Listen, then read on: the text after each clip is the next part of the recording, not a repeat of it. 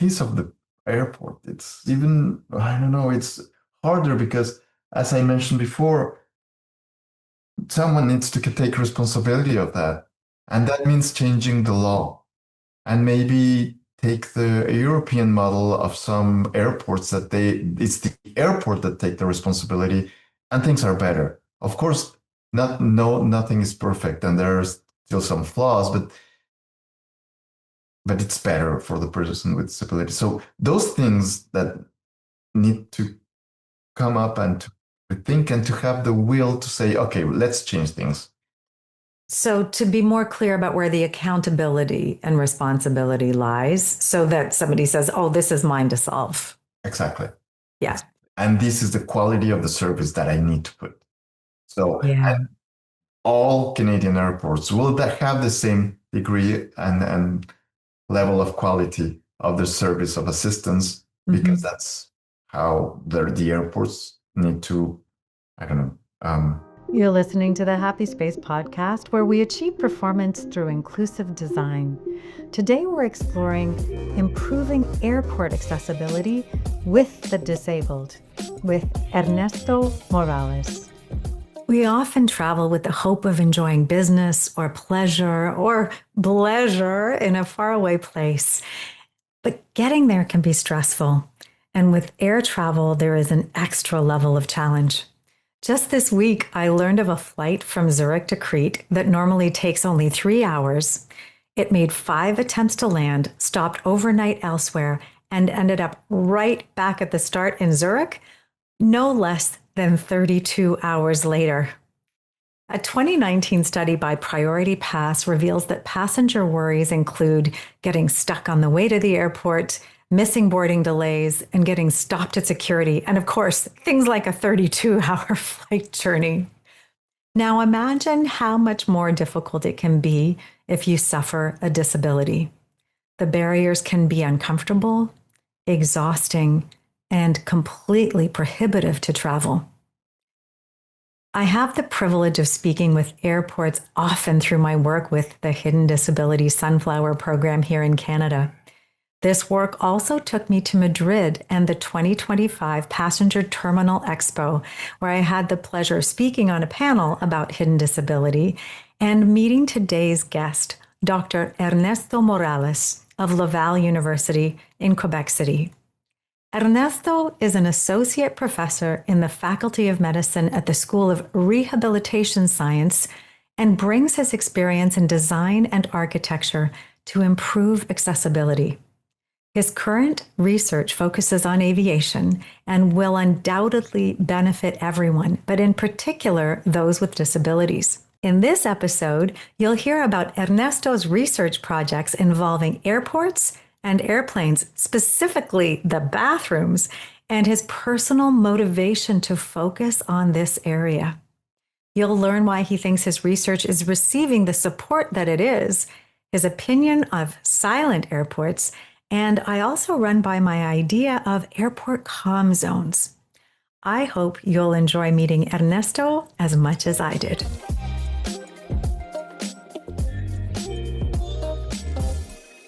Ernesto, welcome to the Happy Space podcast. Thank you very much for inviting me. I'm really honored. Oh, I'm excited. We met at the Madrid Passenger Terminal Expo, and I was so interested to hear what you're working on. And I thought our listeners would be too, anyone in aviation and beyond. And so I wanted to just give you an opportunity right off the top to describe the projects that you're working on right now. So concerning air travel, we have right now 2 projects that have been financed.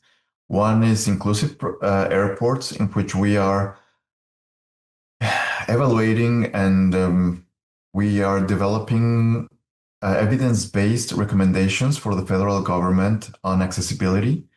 And the second one is pretty much the same, but for airplane washrooms in 6 different models of the most airplane models that are used in Canada. Okay. So the first one, the one of airports, it's we choose three different airports depending on the scale, like from the smallest, the medium, and the largest. And we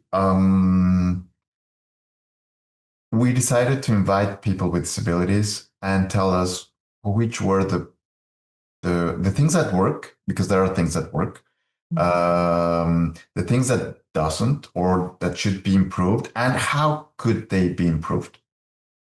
So we invited 24 participants in each airport at the N72 of different kind of disabilities, from motor, visual, hearing, mild intellectual, chronic pain, chronic fatigue, autism. Really, it was, and also there were many participants that had multiple problems. So Yeah. that was very enriching. And basically, what the good thing about the project is that we would meet individually with the participant in the entrance of the door, and then we'll pretend to have a trouble. Meaning we would go to the airline to make the checking, then we will go past security, go to the gate, go to the end of the bridge, and then go back to customs, pick up the luggage, and get out of the airport. Mm-hmm. In that process, we would record, and each participant would tell us, well, this doesn't work, or this is wonderful, I love this, or this should be improved because of this and this and reason. I love it. Keep going. Yeah. And for the well, after those these walking interviews, we met again with some of the participants. Mm-hmm. We worked on some possible solutions based on a literature review that we did before, based on the recommendations of the participants, and also what is there on the internet, because there are a lot of solutions, existing solutions already in place. So we presented what we found that could work, and participants will tell us yes, no, or maybe, and then we will design when it's my maybe or it doesn't work, and how can we make it work? Yeah.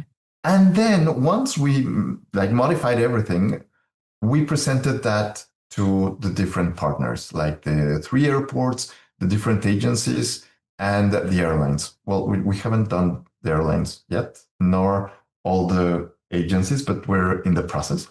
Because at the end, the idea is to provide suggestions that are feasible, that they can implement. Mm-hmm. So that's why we're doing all this process. And we're doing basically the same thing with the lavatories in the airplane, but we're just starting that project. However, what is cool about that project is that we did some real size mock-ups of the segment of each model of the plane, made in wood, but we painted it, and it really looks very cool, actually. It looks like a part of a plane. And we did that also for the lavatories, and we invited participants to tell us their stories and their experiences with the lavatories. And what is great of having a setting like that is that participants will tell you, yes, about the lavatories, but also about other things that honestly we didn't thought about. Like, for example, if there's an emergency and I cannot grab the mask, or I cannot take the life vest from under my seat, and there's an emergency, so the stewardess are very busy and they are trying to fix everything. So things like that, was very interesting. That is really interesting. And what I'm hearing is that it's so nuanced. Coming to talk to the people that are actually living that experience, they notice through having thought through or experienced the challenge. So when you're interviewing you said 72 people through the airport, and then another group in these mock-ups, which sound fascinating. Well done. So you're getting surprised about what you're hearing, things that you haven't considered, and you know that haven't been considered in design. So as this study comes more towards fruition, what are the outcomes you're expecting then? And from this audience, there's going to be airlines and third-party service providers and the airports all looking at this. What do you imagine will come from this work? Well, I need to provide a report for the federal government on both projects. I also promised a report to each of our partners, meaning each airport, with our recommendations. That was like part of the deal, if you want. That's the result.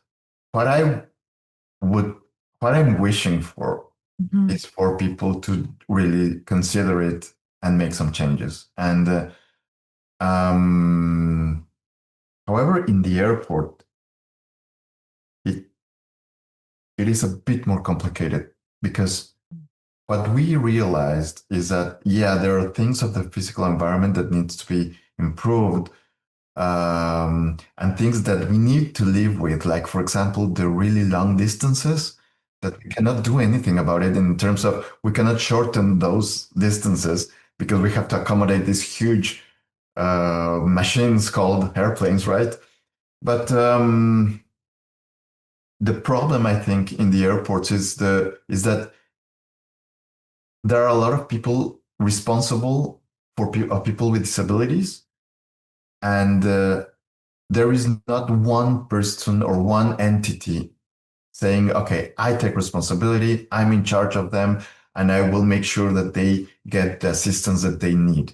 Because there's a handoff between the person or entity that's managing the airport and then the airline and security. And exactly. So, there are many, many different players, food and beverage. I'm learning that through my work with the Sunflower, Hidden Disability Sunflower Program, just the complexity. And I'm lucky to be talking to airports every week about that program. And so what I'm encouraged by is the intent to actually look after people.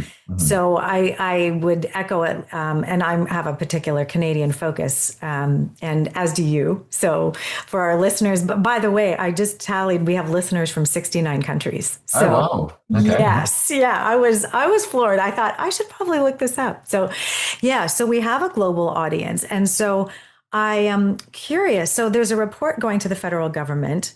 There'll be reports to your airlines as well. Are any of those recommendations likely to be shared publicly so that this work can be a resource that more people and our listeners perhaps can access? And if so, we'll put a link here so that we'll be able to come back to that. The report for the federal government is public, and it's in both languages, French and English. So it's not done yet. It's in the process, but it will be. It will be, and it's public. Okay, so listeners, definitely check back here, because we'll put a link in the show note as soon as it's public. So you and I will be in touch, and we'll put a note there so people can find it, because this kind of good work it should be shared. So Well, I think so too. However, the report for the partners, they will not be public. Of course, yes, of course. No, understood. Okay, so coming back a little bit to your journey, how did you come to this work? You have experience in architecture and design.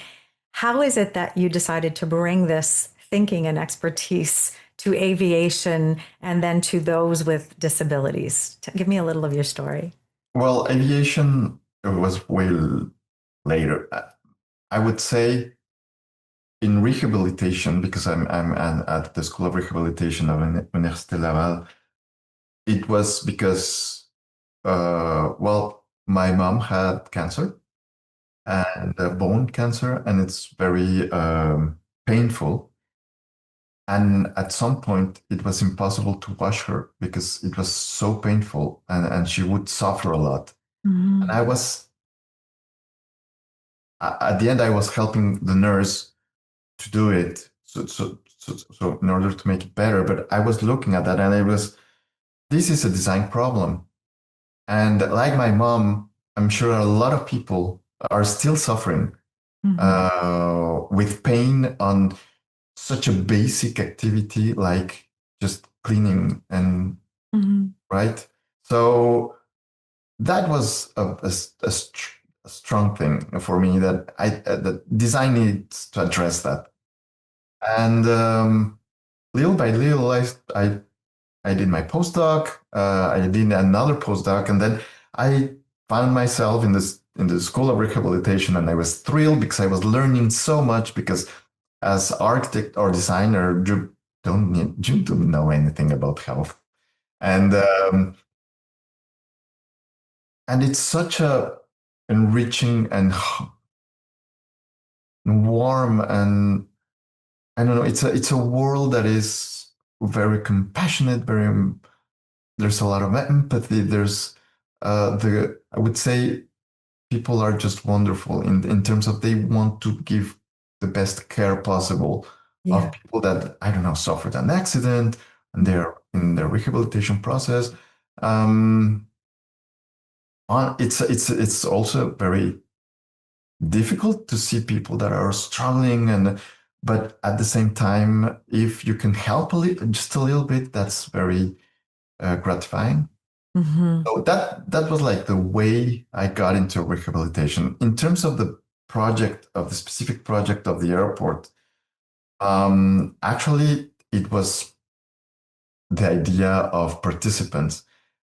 I do work a lot with participants, and the co-design method is something that I do in absolutely all my projects. And I listen very carefully because the thing is that we can imagine a lot of things of how should things be better for them.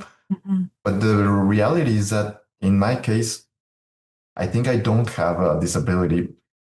Maybe I do, but I don't have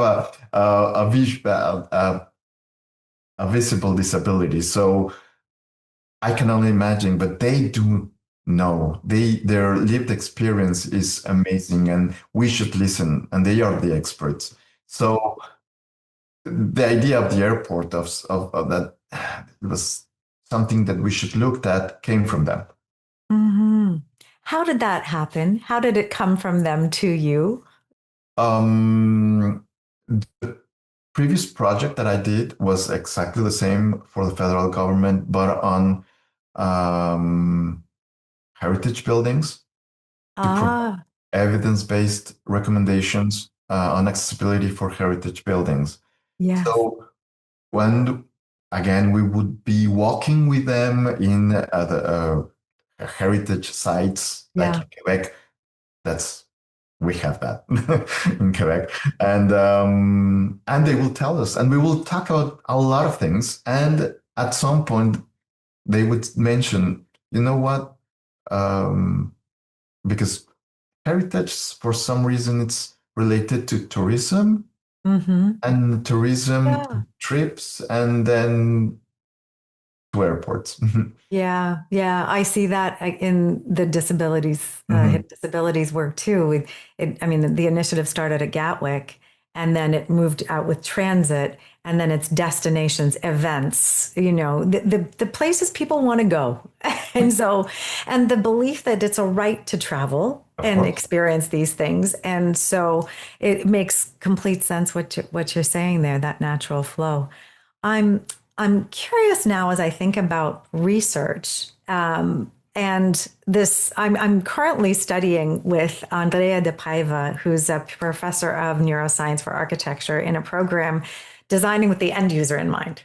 And in one of her early classes, we were talking about looking at research and the value of quantitative research along with qualitative research. And in what you're doing, this is a totally nerdy question. I'm hearing the qualitative piece, the lived experience, and turning into recommendations. Is there a bar that you have to clear in terms of numerical evidence to say this study is really representative? Does it need to be repeated for people to pay attention? What's the quantitative aspect to this study to make it be like, oh, should move from guideline to regulation potentially? So I forgot to say that part. I'm sorry. In addition to that, Yeah. we passed the Recanson Foundation Accessibility Certificate on each airport. Okay. Yep. So in order to have some objective data and compare it with the subjective one, that is the walking interviews. Mm-hmm. Okay. 72 participants.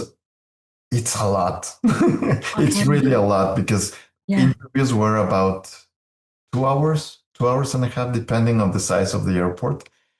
And so we have a lot of material. Mm-hmm. So, I mean, if someone wants to repeat the study, be my guest, but we do have a lot of data, and we're comparing them with literature review, with the Recanson Foundation Accessibility Certificate. I think we do have a lot of information to compare and to say, yeah, this is an evidence-based thing. Excellent. Yeah. Yeah. No, that's wonderful. I was curious about that. So thank you for that nerdy question, which I love this line of inquiry and how we make sure that this intelligence and insight then gets respected. So yeah. So thank you. Thank you for that. In Canada in particular, then, we've seen the federal government funding this. We have airport partners in. Can you comment on what you're noticing, but maybe with a broader than Canada scope? Can you tell me what you're noticing about where the appetite and the care is coming from, where we see in other cultures right now? I see compassion virtually under attack and initiatives against inclusion and accessibility. So can you comment on what you're noticing and why you think this has been made an initiative in Canada and where that might go? Today's episode of the Happy Space podcast is sponsored by clarekumar.com. With sensitivity, curiosity, and courage, I serve 3 groups asking the tough questions that lead to meaningful answers. Number 1, I coach ambitious leaders to design for well-being and achieve next-level work-life integration. Number 2, I mic drop thought bombs, that's bombs as in BALMS, in keynotes and workshops, helping organizations achieve the business imperative that is inclusivity. And 3, I collaborate with brands concerned with respect for well-being on product design, marketing, and PR.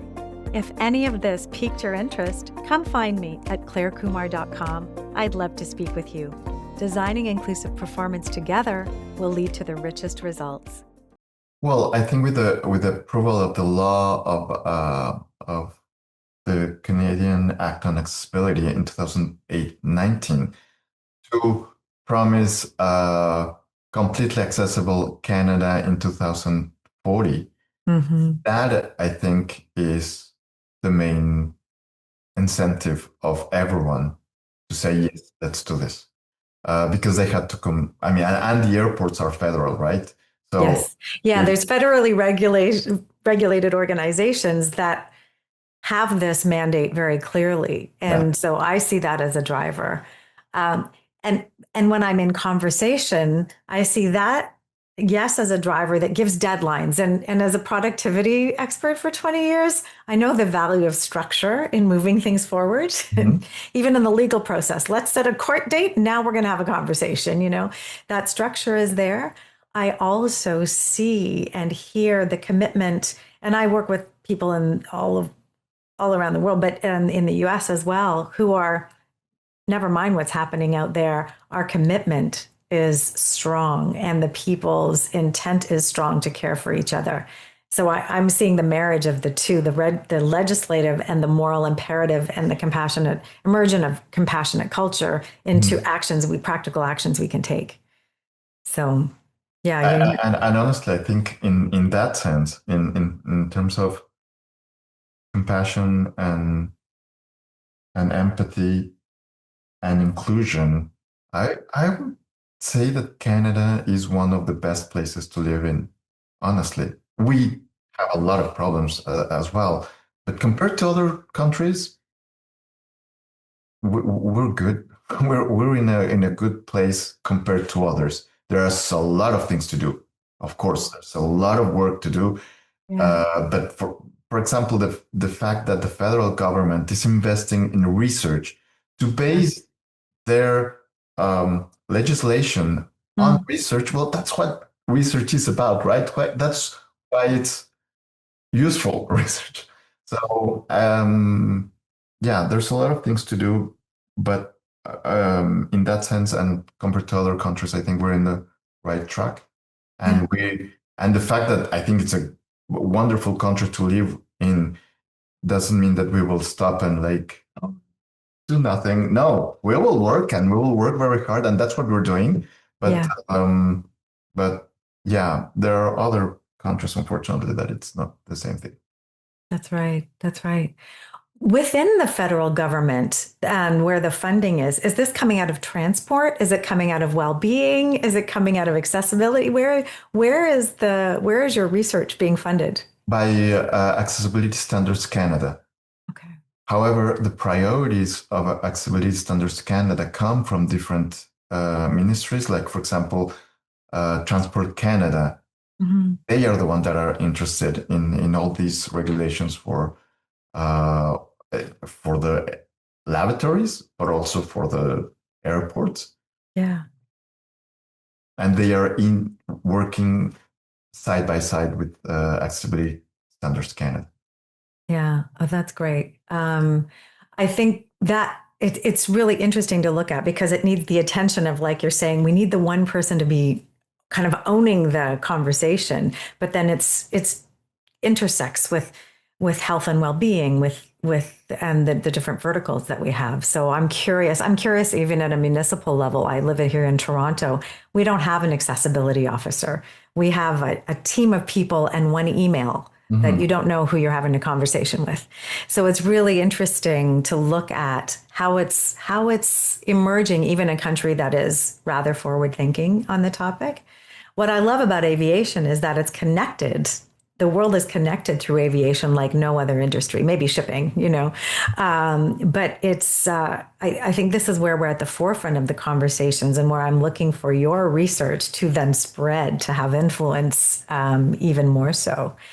I'm particularly interested in what you're observing, and this is personal curiosity. I was diagnosed autistic about a year ago, and after identifying as someone with high sensitivity for about a decade. And so a lot has become clear to me that perhaps my sensitivity is on the higher side. And I'm curious what you've observed through, as you mentioned in your 72 participants, you have representation from the autism community. Are you noticing specific opportunities for the airports to improve? And I have an idea to run by you. So I'm curious on what you're noticing from a sensory experience, which is included in disability, but I think is often not considered in our built environments very well, even in our urban planning, especially in response to the latest LED technology and lighting, sound dampening trends. I'm curious what you're noticing there. So some of the solutions that we have explored, particularly for people with autism, is the duty free just doesn't work. The smells of the duty free and the lighting of the duty free is difficult. There are a lot of people that just passing through the duty free, it's a migraine immediately. And so, for example, in terms of smells, it would be really, the recommendation for the airports is to provide an alternative path people for just not to pass through the duty free. The problem with the airport is that also we build most of them with very hard materials. And again, the sound it can be difficult because it just reverberates everywhere. And an option that we're suggesting to airports is to put some panels, absorbing sound absorbing panels. Now, this has to be put very carefully because apparently there are a lot of cameras in the airport just checking everything is going okay. But that should be an option to just put some panels that, or maybe movable panels, but just put them in such a way that cameras can see, but that they can absorb some of the sound. Another, I would say, probably the most critical part is security, and most of all because of the pressure and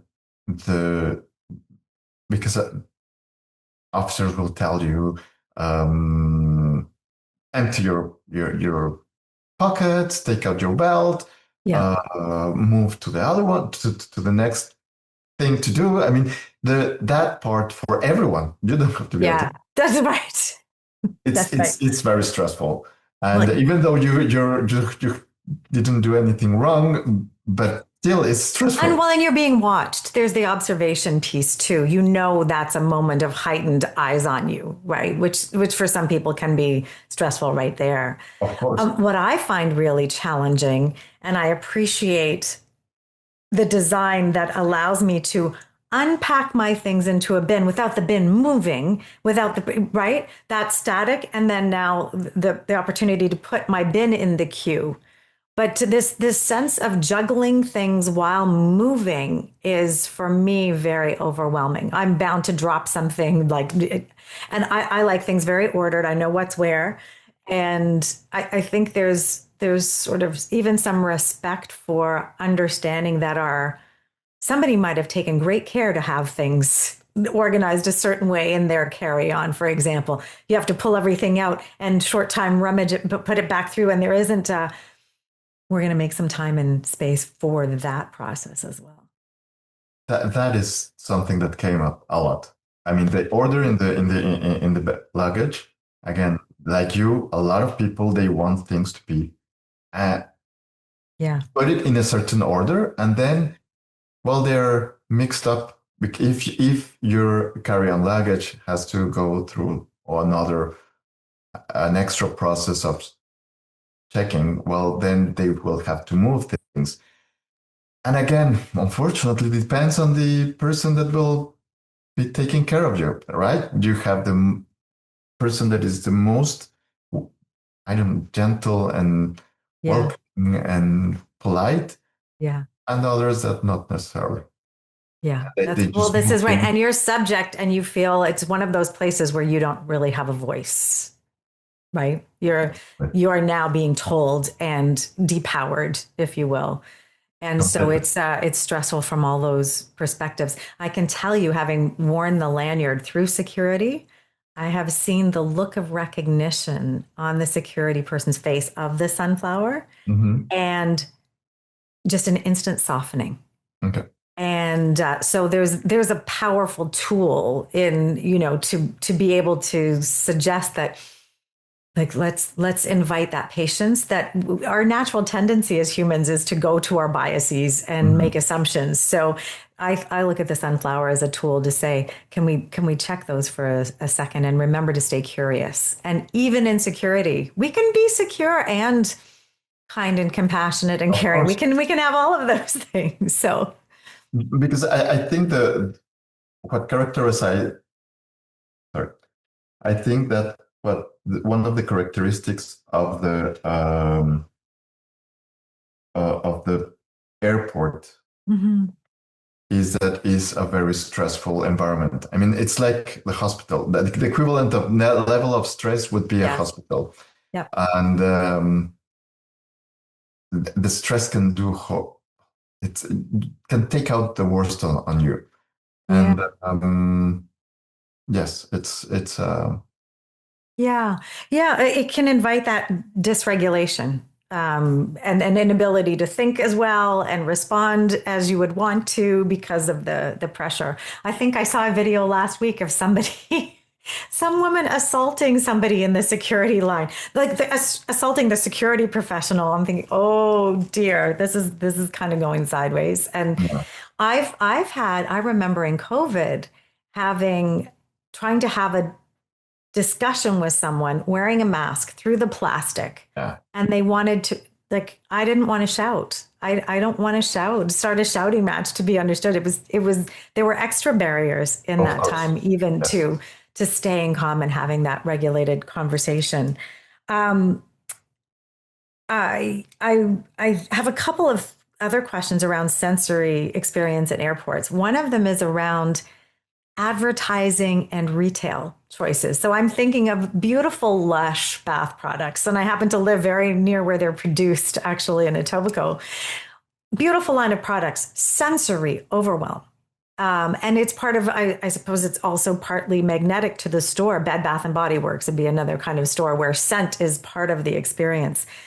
I'm thinking of that, and I'm also thinking of advertising. I have a video clip, and I may even be able to add it here, where there was advertising for a car company, and they were showing flashing lightning. So it was kind of almost strobing light, which could be seizure triggering for some people. And I think airports have to be thoughtful about who they're inviting into the space. I know there's a big economic equation, and some airports, there's a total economic model. The duty free and the retail have to fund the airport essentially. So how do we go further than just even the airport built environment to say, who are we inviting in and how are we mitigating that? So duty free is one example, but it extends into the not contained areas and the advertising that comes in.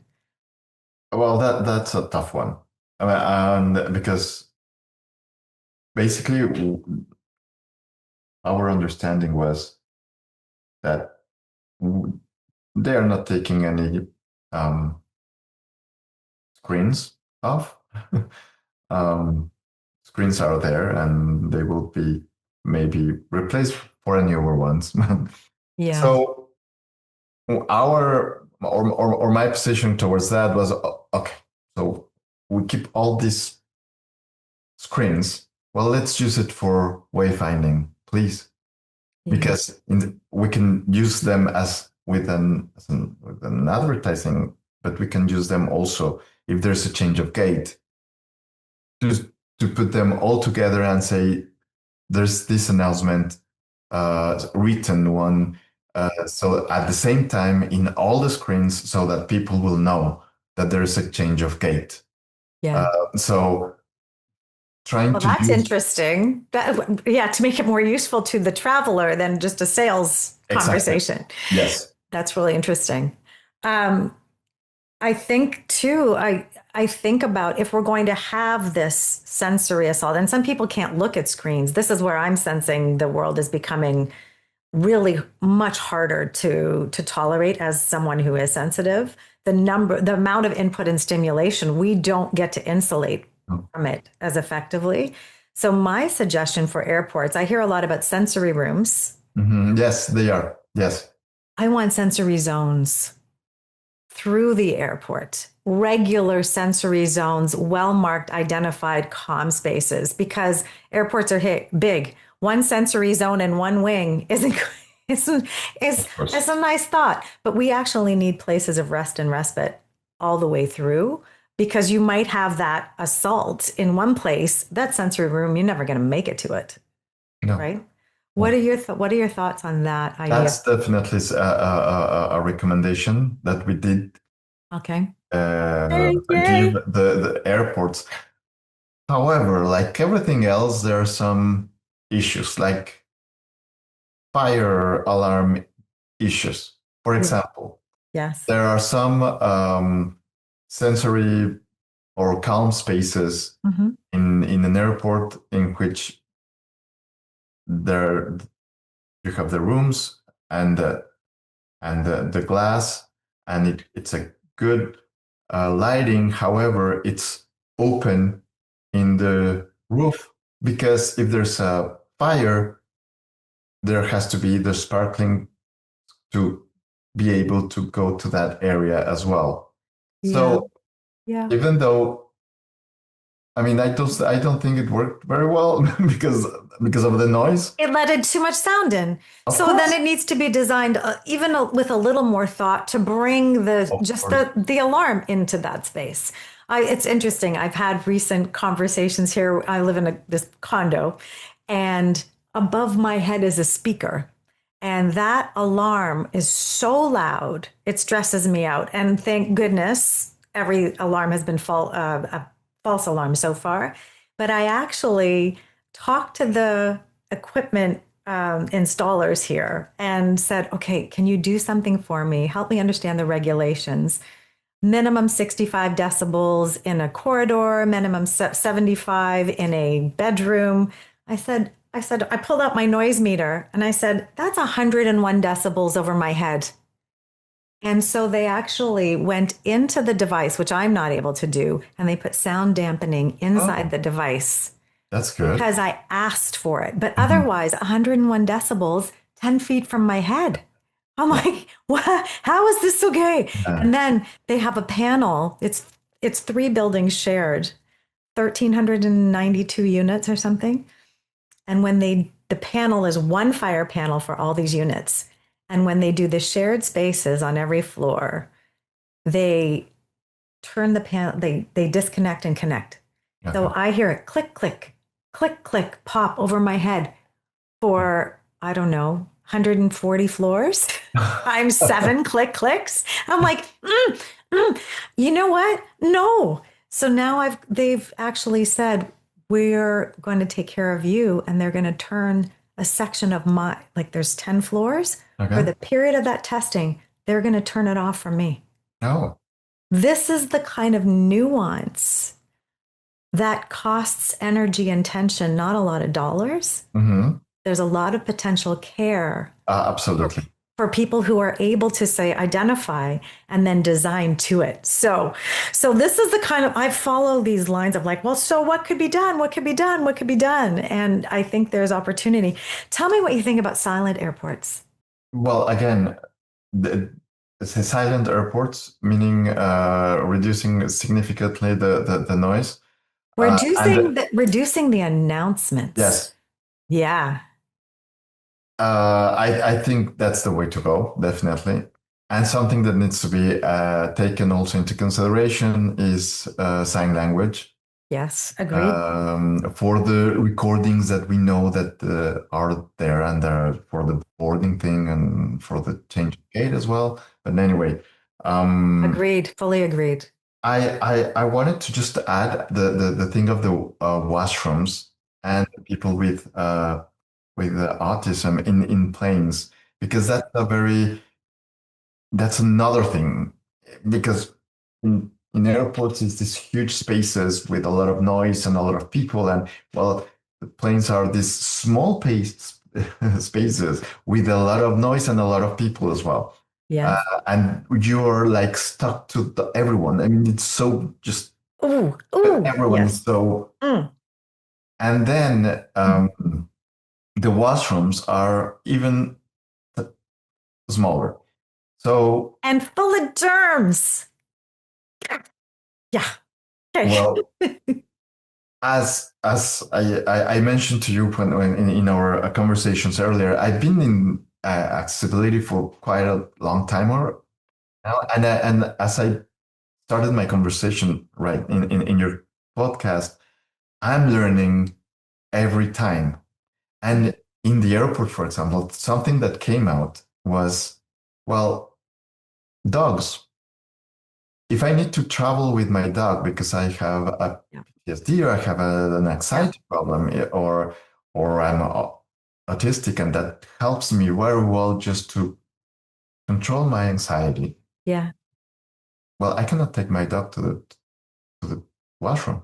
Mm-hmm. And if I cannot take my dog to the washroom, I'm in a very small confined space that doesn't help to my anxiety. Plus the fact that I'm leaving my dog to someone else. Yeah. Yeah. So where do dogs and this fit in the planes? That's clearly something that has not been any thought about. That it will be worth exploring. Um, Well, and how does someone with a wheelchair, I mean, even access a bathroom? well, depends on the plane. Yeah. Planes that would go to a trans-Pacific or very long distances will have usually an accessible washroom in which the person can get in and will have the space to make the transfer. Yeah. Um, but that's the only planes. Well, I picked up a friend of mine who had a stem cell transplant in Moscow, brought her back through Warsaw after the transplant in a wheelchair with her walker and like with everything. And I mean, she had to wear a diaper on the plane because it was like not even thinking that it was going to be an option. So that's an option, and it's a terrible one. Mm-hmm. But there are a lot of people that they have no other option than doing that, Yeah. and because it's so small and the aisles are so small, and even though there's this Washington chair to move you to the washroom, if it's not a very long flight that will have and will accommodate the person with disabilities. Yeah. A lot of people, they just dehydrate before, like, I don't know. That's right. Stop drinking anything like 6 hours before or even more. Yeah, and that's not good for the brain or Anything. managing like this is not good for anything. No. Yeah, Yeah. Yeah. So it's really interesting that, accessibility is for the access, but it's also to be incorporating treatment with dignity through this, exactly. as well as survival, So the dignity piece is there as well. I Yeah. find it so dehumanized as an environment, the whole air travel experience. And again, you don't have to have a disability to experience this Yeah. dehumanization. Yeah. Um, but of course, for them is way worse. Yeah, there's a lot of, like, as you say, incredible opportunity. I'm really excited to see this work come out. Do you have a sense of timing on when? So the report has to be given by next year, maybe next summer. Okay, Yeah. the 2026 Yes. summertime. Okay, For amazing. the airport, for the airplane, Yeah. 2028. Okay.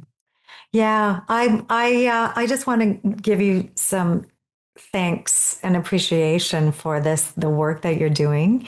Give listeners can hear this is a long-term project, right? It takes time to come up with the concept, to get the funding, to conduct the research, to write the report.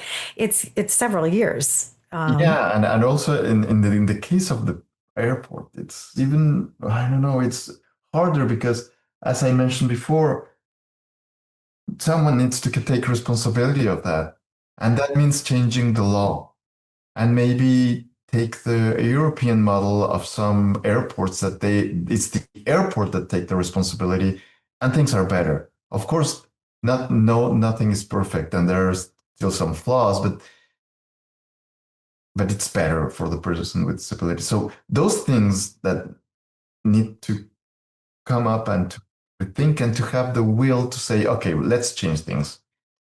So, to be more clear about where the accountability and responsibility lies, so that somebody says, oh, this is mine to solve. Exactly. Yeah. And this is the quality of the service that I need to put. So, Yeah. and all Canadian airports will that have the same degree and level of quality of the service of assistance, because that's how the airports need to, I don't know, to engage. Yeah. With one of the organizations I'm working with, I've seen the power of putting into an RFP, a request for proposal, the requirement to have the sunflower program in particular which all of a sudden meant that the third party, the shared service providers, are now saying, oh, this is something. And, I recently, you might have met Dr. Ivan Berajny in Madrid as well. I was talking to him about his training through the EU about accessibility in aviation and making it something that he's talking about, why isn't it on our job requirements that we're requiring accessibility training? And I think it's a similar model. It's building into saying this needs to be part of the conversation we're having when we're talking procurement, when we're talking service provisioning. Exactly. And the airport and the airlines, all of it is the thinking. We've got such great opportunity. We've got long timelines. I know that. 10 years to get a new airplane into product, actually in the fleet. So we've got opportunity. We've got bad technology in place now in terms of lighting and sound and so on. So we've got, to use maybe a flight now, we've only got up to look at. So let's be encouraged by your work and the people that are supporting the research. And then hopefully the invitation here from the podcast is for listeners to share this with your airport, to share the opportunity to share Dr. Morales's work and the report when it's available. So this guidance and really not about us without us design thinking is really coming forward and being considered. So is there any final word you'd like to say, Ernesto, for where people could find you? Thank you so much for inviting me. It's really a pleasure. Thank you. Thank you. Well, everybody, check out the links that we've got in the podcast notes. I'm going to stay closely in touch with you, Ernesto, because I believe in this work so much and I'm so grateful. And we'll look forward to keeping up to date. Maybe we'll have you back on when the report comes out and we can talk about where we are with the bathrooms, and we can see the impact even more fully. So thank you so much for being with me. Thank you. Really. Thanks so much for spending time here. Check out happyspacepod.com for links to all the episodes, including on YouTube, our online community, and helpful tools for work that fits. I'd love to hear from you. Leave a comment on social media, or even better, drop a review. And please share with someone else who you know also deserves a happy space.